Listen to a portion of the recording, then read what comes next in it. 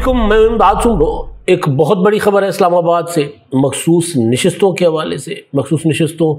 पर नज़रसानी सुनने वाला बेंच जो है वो टूट गया हुआ है। एक जज साहब ने मुकदमा सुनने से, अपीलें सुनने से इनकार कर दिया है। वजह क्या बनी वो मैं आपको बताऊंगा, और फिर जो वजह बनाई गई उस वजह पर जस्टिस अमीनुद्दीन खान साहब ने तहरीक इंसाफ के वकील हामिद खान साहब को जो झाड़ पिला दी, उस पर भी बात करेंगे। लेकिन मखसूस नशिस्तों के मामले को लेकर एक जो है वो खबर गर्म है। खबर तो नहीं कहा जा सकता, लेकिन एक डिस्कशन या एक थ्योरी गर्म है। वो ये है कि जी मखसूस नशिस्तों का फ़ैसला आइंदा चंद दिनों में आने का इम्कान है, और जैसे ही फ़ैसला आ गया और अपीलें मंजूर हो गई तो फिर अली अमीन गंडापुर की सरकार की जगह कोई और हुकूमत वहाँ पर बना दी जाएगी। तो क्या ऐसा मुमकिन है? क्या इस्टेब्लिशमेंट या फिर जो पॉलिटिकल पार्टीज़ हैं, इत्तेहादी हुकूमत है, वो ऐसा सोच रही है मरकज़ में जो इत्तेहादी हुकूमत है या नहीं? और दूसरा मामला जो है वो है मशरिक़ वस्ता। तो वहाँ के लिए कुछ बेहतर ख़बरें, कुछ अच्छी ख़बरें आ रही हैं, और कुछ एतराफ़ इसराइल की तरफ से किए जा रहे हैं। यानी इसराइल बुरी तरह पिट चुका हुआ है, तो उस हवाले से भी कुछ चीज़ें सामने आ रही हैं। और फ़लस्तीन के मामले पर कि फ़लस्तीन से हमास की हुकूमत ख़त्म करके और वहाँ पर एक और हुकूमत कायम कर दी जाएगी, और इसराइल जो है फ़लस्तीनियों का कत्लेआम बंद कर देगा। यानी वहाँ पर भी जंग बंदी तो खैर उसको नहीं कहा जा सकता, लेकिन वहाँ पर जो कुछ इस वक्त चल रहा है उसको रोक दिया जाएगा, बदल दिया जाएगा। इसराइल इस पर राज़ी है। ईरान के लिए ट्रंप मुसलसल इशारे दे रहे हैं कि ईरान पर जो पाबंदियाँ हैं वो आहिस्ता आहिस्ता बतदरीज ख़त्म की जा सकती हैं। तो इन सारे मामलों पर बात होगी, लेकिन क्योंकि डोमेस्टिक पॉलिटिक्स इस वक्त दोबारा बहुत गर्म हो रही है, मामला अदालत के अंदर है मगर मामला सियासी है। मखसूस नशिस्तों का 13 रुकनी बेंच मुकदमा सुन रहा है। आज जैसे ही समाअत हुई तो जस्टिस सलाहुद्दीन पहवर साहब ने मुकदमा अपील सुनने से इनकार कर दिया, बेंच से अलग होने का उन्होंने ऐलान किया। और उन्होंने कहा कि जी मेरा बहुत अच्छा ताल्लुक़ रहा, साथ रहा 2010 से हामिद खान से, लेकिन उन्होंने जो दलाइल दिए उनसे मेरा दिल रंजीदा है, मुझे तकलीफ़ हुई है क्योंकि मामला ज़ाती नहीं है। लेकिन उन्होंने जो बात की है, और उन्होंने कहा कि जी 26वीं तरमीम के से मुस्तफ़ीद होने वाले जज साहिबान इस बेंच का ऐसा ना हो, तो मैं ख़ुद 26वीं तरमीम आईनी तरमीम के बाद आया हूँ, तो इसलिए मैं जो है वो यहाँ से अपने आप को अलग करता हूँ। तो जिस पर हामिद खान साहब ने अच्छा उन्होंने ये भी कहा कि ये ज़हन में रखिएगा कि मुझे एतराज़ नहीं है, यानी ये हो कि जी मैं ये मुकदमा सुनना ही नहीं चाहता, ऐसा नहीं है। मुझे अदलिया के ऊपर जो एतमाद होना चाहिए, जिसको नुकसान पहुंचाने की कोशिश की जा रही है,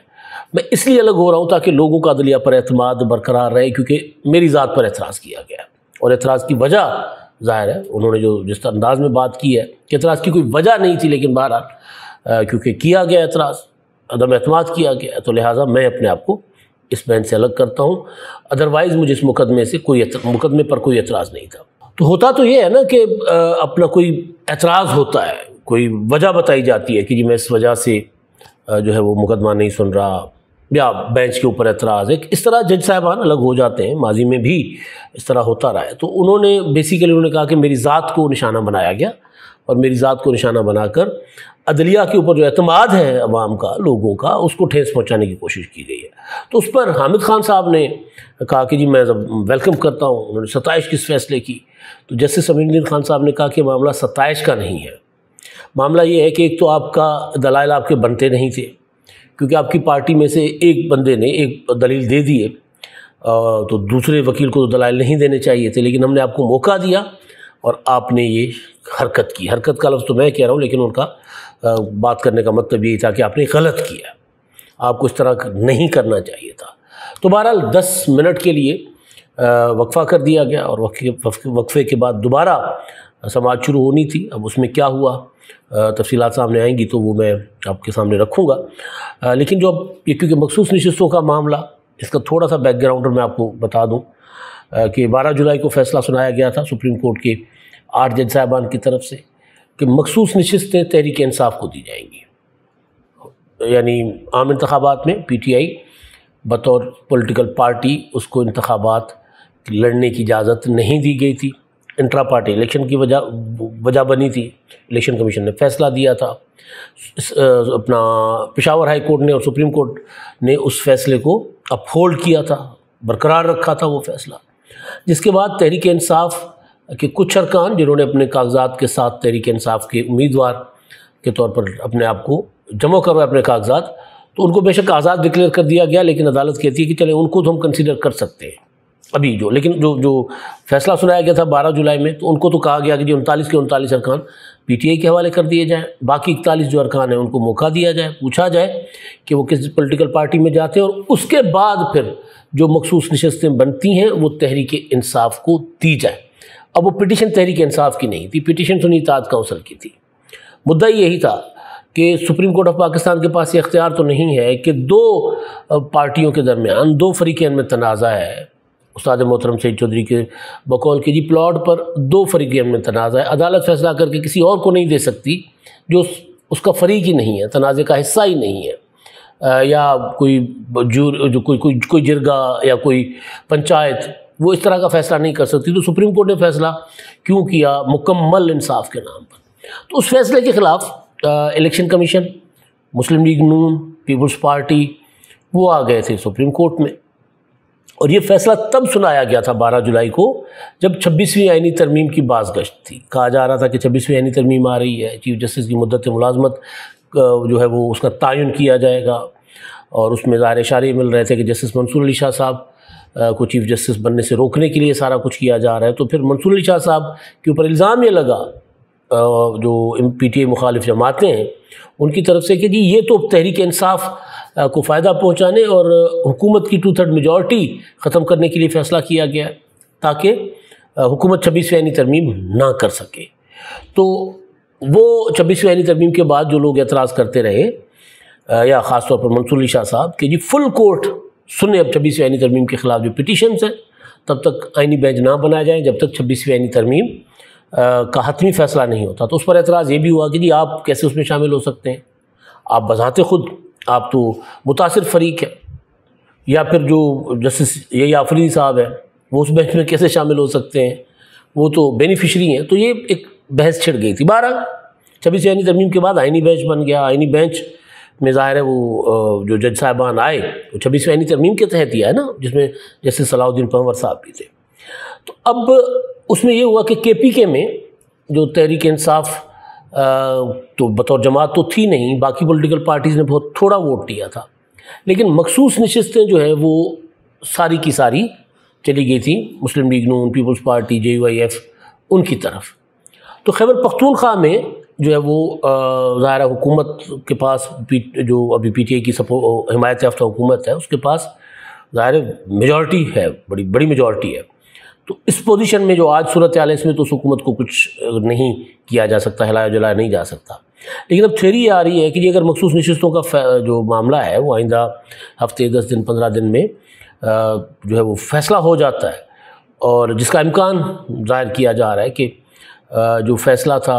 سپریم کورٹ کا جسٹس منصور علی شاہ صاحب کی سربراہی میں 8 جج صاحبان نے کیا تھا، وہ فیصلہ جو ہے وہ کل عدم ہو جائے گا، سیٹیں واپس چلی جائیں گی جس طرح الیکشن کمیشن نے تقسیم کی تھیں دیگر پولیٹیکل پارٹیز میں، Muslim League Noon, Peoples Party, J U I. تو اس کے بعد پھر ایک جو ہے نا وہ خبر گرم ہے اسلام آباد میں، خبر تو میں دوبارہ کہہ رہا ہوں خبر نہیں، مطلب ایک گوسپ، ایک یہ چم گوئیاں ہیں کہ ہو سکتا ہے کہ اس کے بعد جو ہے وہ خیبر پختونخوا میں تبدیلی لائی جائے۔ تبدیلی کیا لائی جائے کہ جی کیونکہ مخصوص نشستیں جو چلی جائیں گی وہاں کے اپوزیشن کے پاس، اپوزیشن کو پھر وہاں پر کوئی 20 ارکان کی ضرورت پڑے گی۔ تو تحریک انصاف کے اندر ایک بڑا فارورڈ بلاک وہاں پر تیار پڑا ہوا ہے، سب عمران خان صاحب سے ناراض ہیں۔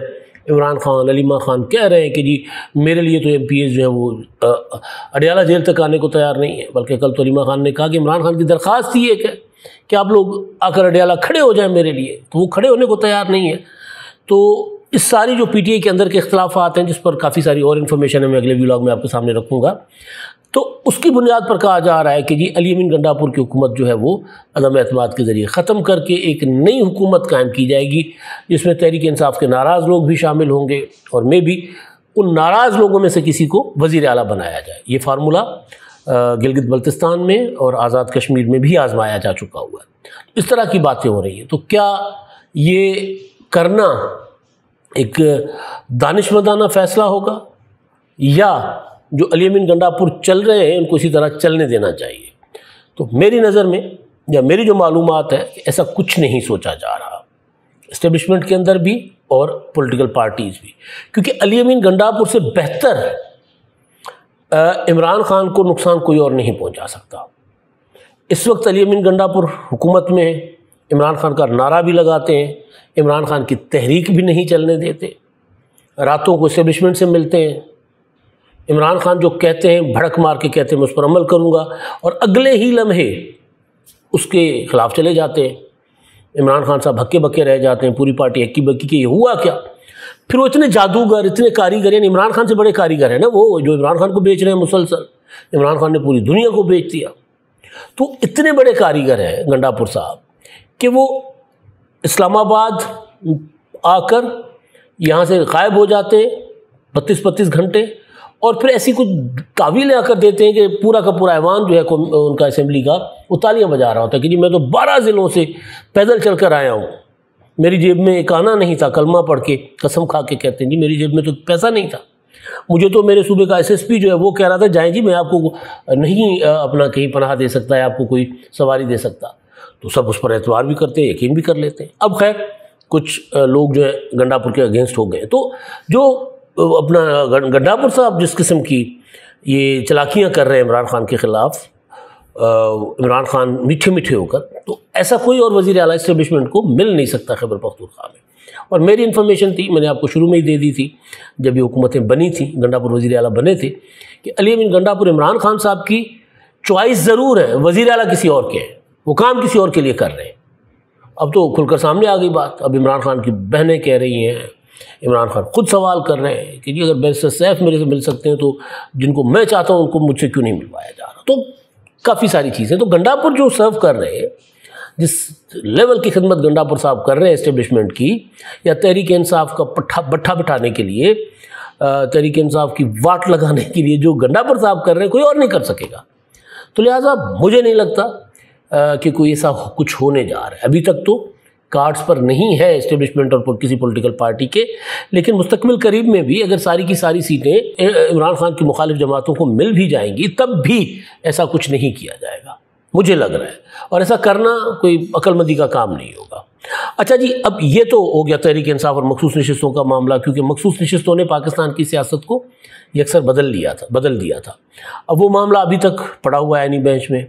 اب اس کا فیصلہ کیا آتا ہے، کب تک آتا ہے، پتہ چل جائے گا۔ لیکن جو اس سے ہٹ کے جو صورتحال میں نے آپ کے سامنے رکھنی تھی وہ تھی غزہ کے حوالے سے کچھ خبریں آ رہی ہیں، اور اسرائیلی میڈیا یہ رپورٹ کر رہا ہے اور انٹرنیشنل میڈیا رپورٹ کر رہا ہے کہ غزہ میں جو جنگ بندی پر اسرائیل آمادہ ہو گیا۔ اب اس کو جنگ بندی کا جو لفظ نام دینا ہے تو ظلم ہوگا، کیونکہ جنگ تو وہاں پر دوسری تو کوئی فورس ہی نہیں ہے، دوسرے نہتے لوگ ہیں جن کو خوراک کے لیے لائنوں میں لگایا جاتا ہے، پنجروں میں بند کیا جاتا ہے، پھر پنجروں میں بند کر کے ان کے اوپر اسرائیلی فوج فائرنگ کرتی ہے، مارتی ہے، معصوم بچوں کو جو ہے وہ نشانہ بنا کے قتل کیا جاتا ہے، شہید کیا جاتا ہے۔ تو جنگ بندی تو کوئی خیر کوئی لفظ نہیں ہے، لیکن بہرحال خبر یہ ہے کہ اسرائیل آمادہ ہو گیا ہے اس شرط پر کہ حماس کی حکومت ختم کر دی جائے گی، حماس کو جلا وطن کر دیا جائے گا، اور وہاں پر عرب ممالک اور خلیج جو وہاں کے مشرق وسطیٰ کے کچھ ممالک ہیں وہ مل کر ایک نئی حکومت بنائیں گے۔ اس میں متحدہ عرب امارات ہے، ترکی، مصر، اس طرح کے ممالک جو ہے وہ مل کر کوئی ایک نئی حکومت بنائیں گے، اور پھر وہ جو اسرائیل اور فلسطین دو الگ الگ ریاستیں، ان کو جو دو ریاستی فارمولہ ہے اس کے اوپر عمل کیا جائے گا۔ اب اس پر کیا رد عمل آتا ہے حماس کا، ابھی تک تو کوئی چیز سامنے نہیں آئی۔ اس پر ایران کیا کہتا ہے، اس پر بھی چیزیں سامنے آئیں گی۔ ایران کو صدر ٹرمپ جو ہے وہ میرا خیال اس فارمولہ پر راضی کرنے کے لیے دانہ ڈالنے کی مسلسل کوشش کر رہے ہیں۔ ابھی انہوں نے نیٹو میں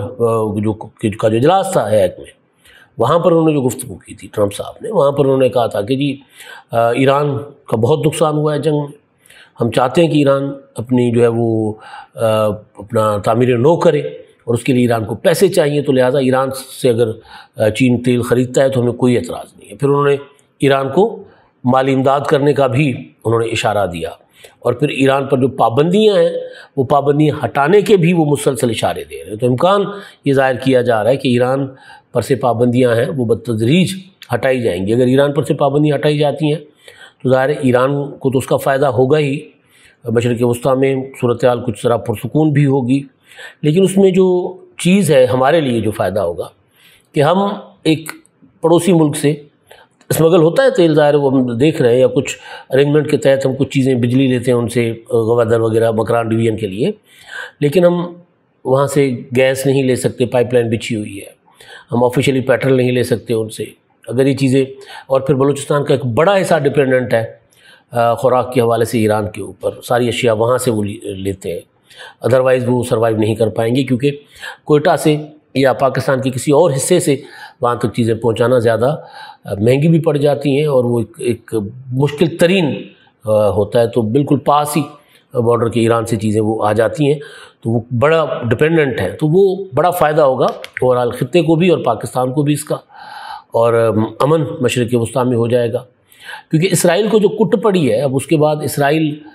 میرا خیال ہے کہ وہ جو ٹرمپ صاحب کہتے تھے نا جنگ بندی سے پہلے ایران اسرائیل کی،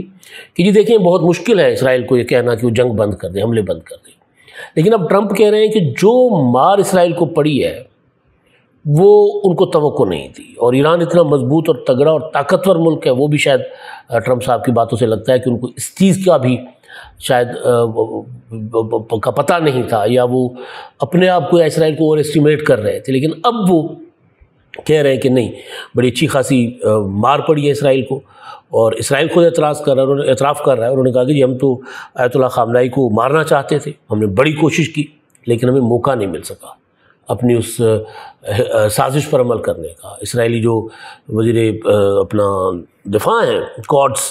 ان کی سٹیٹمنٹ آئی ہے کہ جی ہم نے بڑی کوشش کی تھی